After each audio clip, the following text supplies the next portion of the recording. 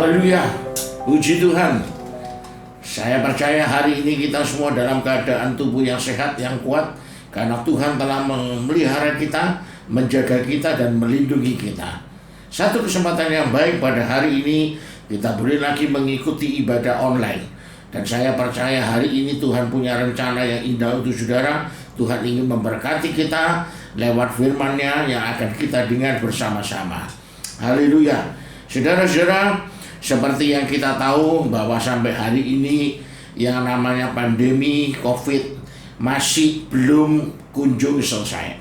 Ya, saya yakin kita semua sudah berupaya, bahkan pemerintah sendiri sudah berupaya dengan susah payah, ya, dengan seluruh kekuatannya.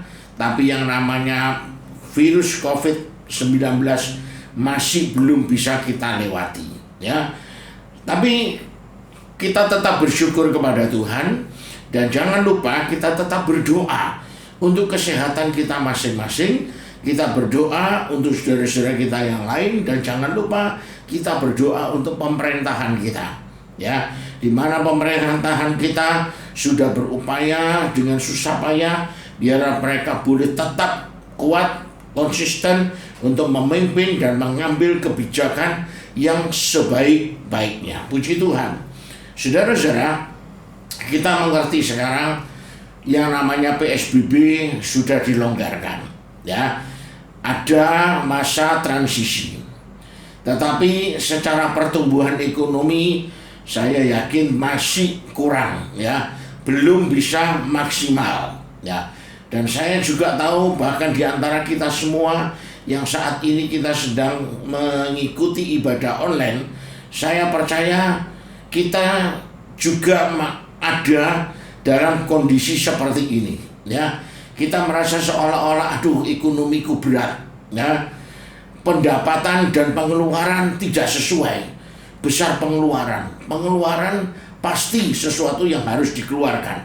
Tapi pemasukan sesuatu yang kita sendiri bingung, ya toh.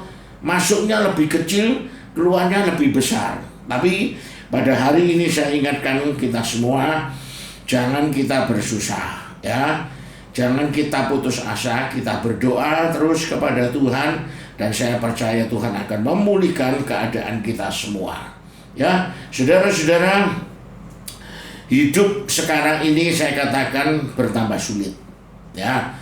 Dan hidup sekarang ini bukan sesuatu hal yang mengenakan kita, ya, atau sesuatu hal yang menyenangkan kita, membuat kita enjoy. Tapi kehidupan sekarang ini justru membuat kita makin takut, khawatir, stres, dan membuat kita sakit pada akhirnya, ya. Tetapi marilah sebagai anak-anak Tuhan, hari ini saya ingin mengajak saudara-saudara melihat beberapa hal yang penting di dalam menghadapi kehidupan yang makin sulit ini, ya. Topik firman Tuhan pada pagi hari ini adalah ketika hidup jadi sulit. Ya, sekali lagi, ketika hidup jadi sulit. Mari kita membuka Alkitab kita di dalam 2 Korintus 1 ayat yang ke-8. Saya bacakan ayat ini. Sebab kami mau, saudara-saudara, supaya kami tahu akan penderitaan yang kami alami di Asia Kecil.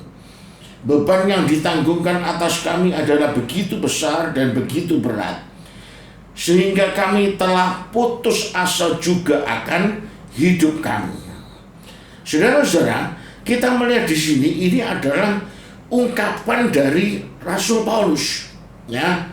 Ini adalah jeritan hati dari Rasul Paulus, di mana saat itu Rasul Paulus ada di dalam satu kondisi yang sulit, ada dalam masalah yang sulit, ya. Dia sedang menderita, dan Alkitab katakan dia juga putus asa dalam hidupnya. Tentunya saya yakin kita tahu siapa itu Rasul Paulus. Rasul Paulus itu rasul yang dipakai Tuhan secara luar biasa. Tapi kita melihat Rasul Paulus mengalami kesulitan, dan saat itu Alkitab katakan dia dalam keadaan putus asa. Kenapa Rasul Paulus bisa putus asa? Karena Rasul Paulus juga manusia, ya seperti saudara dan saya. Berapa banyak di antara saudara, ya, yang mungkin mengalami masalah seperti yang dialami Rasul Paulus?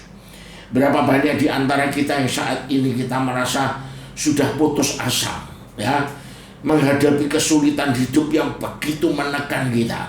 Seperti Rasul Paulus katakan, begitu berat, ya, begitu besar, sampai membuat kita putus asa. Bahkan ada di antara kita yang punya pandangan atau pernah berpikir seperti begini, wah, mending aku mati daripada aku hidup. Ya, hidup makin susah, makin berat, kesulitan makin besar. Mending aku mati, selesai, tidak ada urusannya lagi. Saudara-saudara, tapi mari kita baca firman Tuhan tadi, ya. Rasul Paulus, dia tidak meresponi keputusasaannya dengan berpikir dan berkata-kata seperti yang tadi saya katakan. Mending mati daripada kita harus sengsara, harus menghadapi kesulitan, ya. Rasul Paulus tidak berpikir dan tidak berkata seperti itu. Tapi mari kita lihat apa yang Paulus katakan di ayat yang ke-9, ayat selanjutnya, ya. Ayat itu mengatakan begini, bahkan kami merasa seolah-olah kami telah dijatuhi hukuman mati. Tetapi hal itu terjadi supaya kami jangan menaruh kepercayaan pada diri kami sendiri, tetapi hanya kepada Allah yang membangkitkan orang-orang mati. Dari kematian yang begitu ngeri, Ia telah dan akan menyelamatkan kami. Kepadanya kami menaruh pengharapan kami bahwa Ia akan menyelamatkan kami lagi. Itu yang Rasul Paulus katakan atau pesankan kepada kita, untuk tidak menaruh iman pada dirinya sendiri, tetapi kepada Allah saja.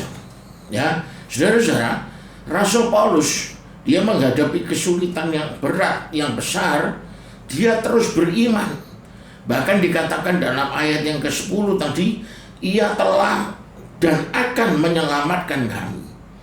Telah dan akan. Ini artinya luar biasa, saudara.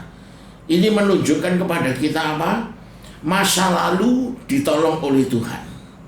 Masa sekarang ditolong oleh Tuhan. Masa yang akan datang kita juga ditolong oleh Tuhan. Amin. Ya, saudara-saudara, jadi kita lihat hal yang pertama yang harus kita imani dalam kehidupan kita sementara kita mengalami kesulitan, yaitu percaya bahwa Tuhan pasti menolong.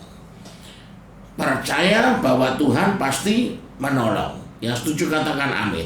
Ya, jadi kita harus yakin bahwa Tuhan itu pasti menolong kita semua.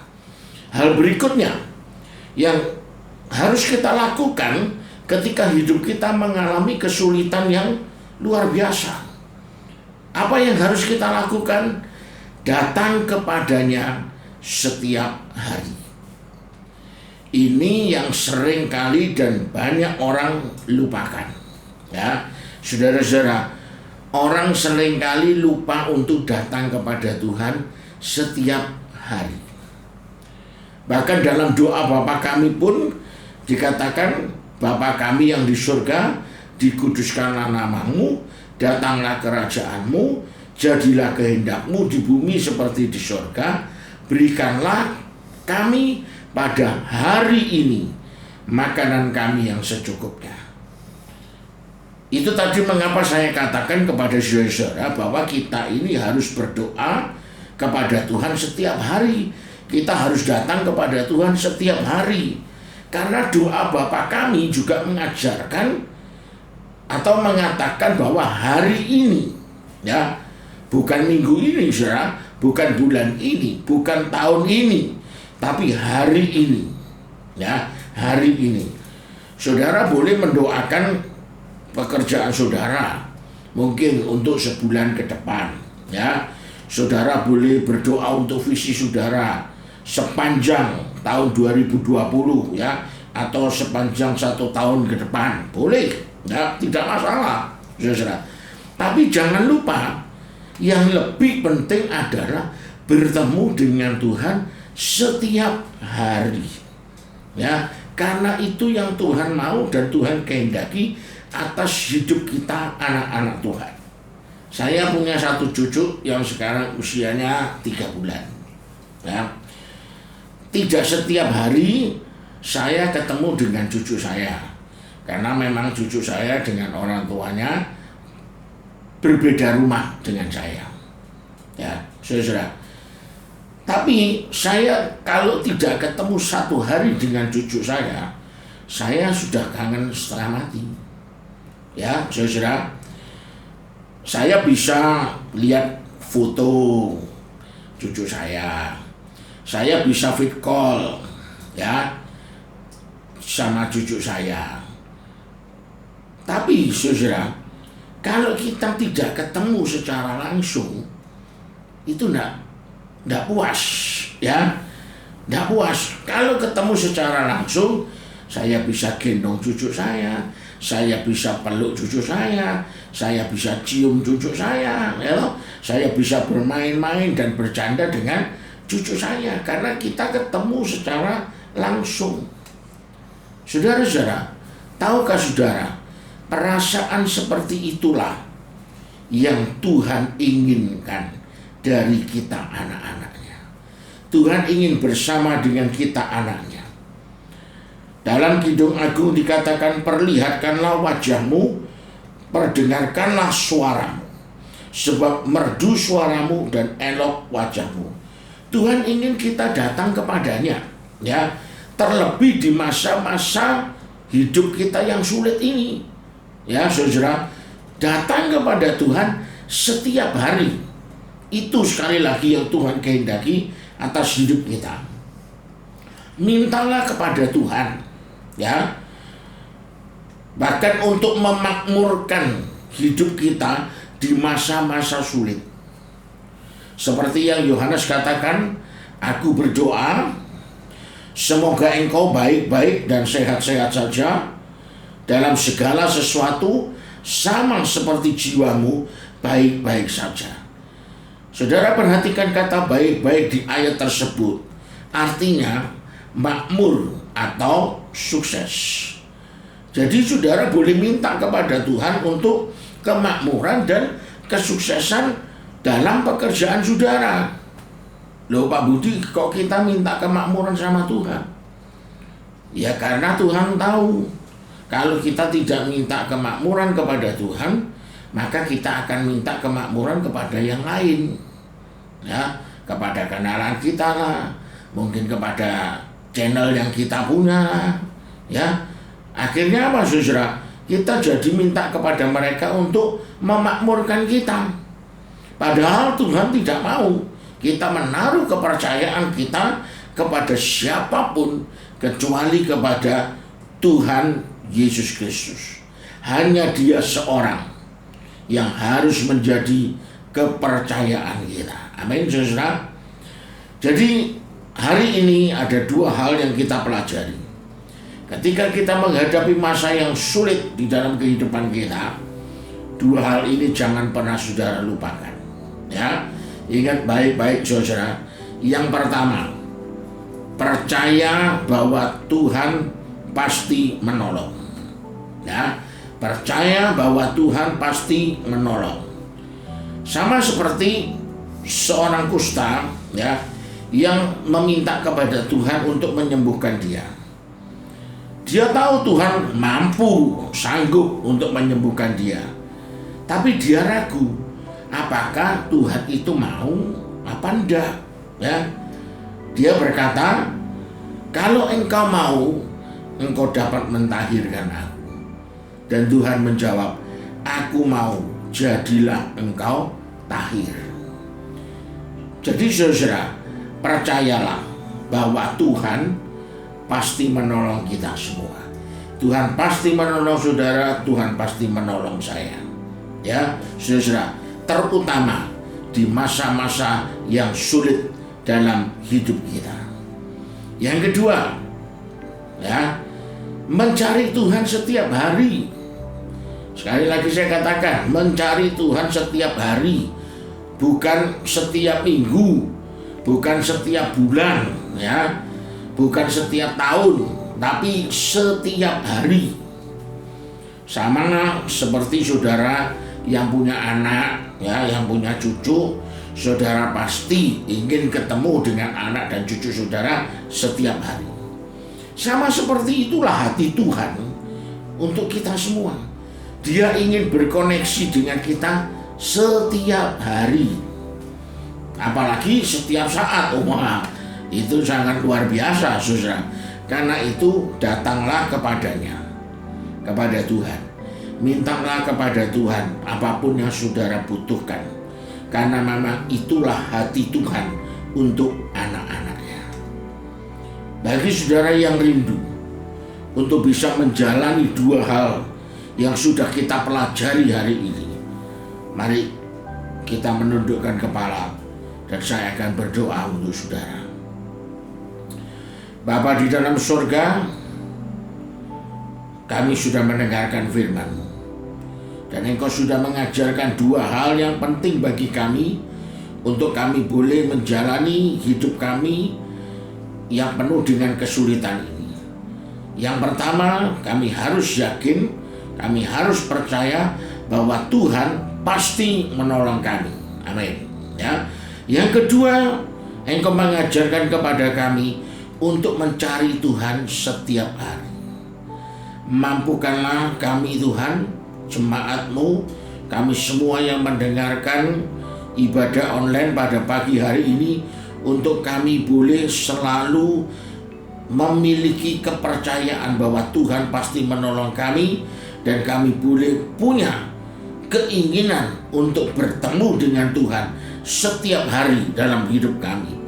Apalagi ketika kami menghadapi masa-masa yang sulit, kami percaya Tuhan, tidak ada yang mustahil bagi Tuhan.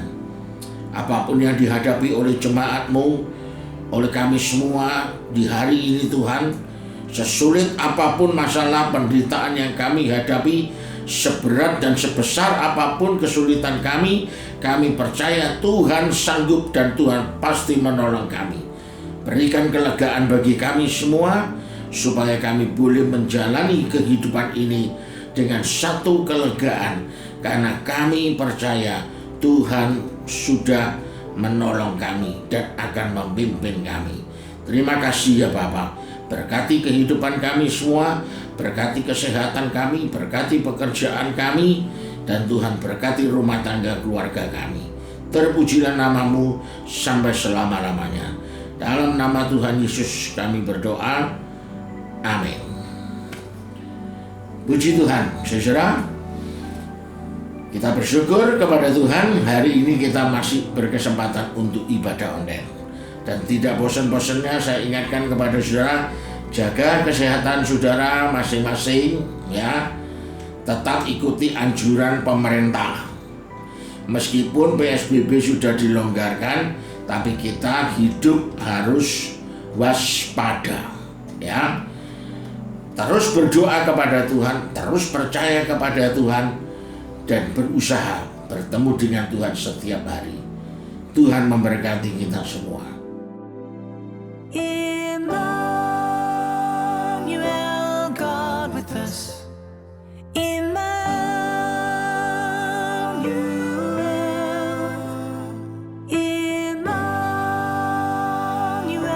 God with us. The